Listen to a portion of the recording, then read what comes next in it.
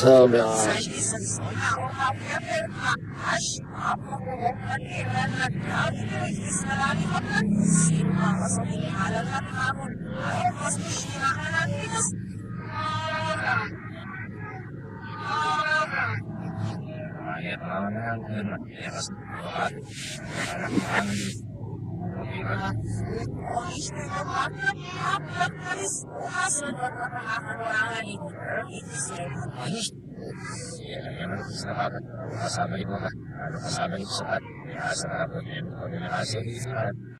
Maraming binigay sa akin ng dokumento para basahin.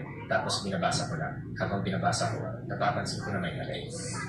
Gino, pero si Tinker, hindi na nga raw nakakatanggap ng sahod, sinaktan pa ng kapwa niya Chino. Grabe ko. Hindi na nga akong kalaban. Itakot, sakay. Ramdam ko nga na mamamatay na ako.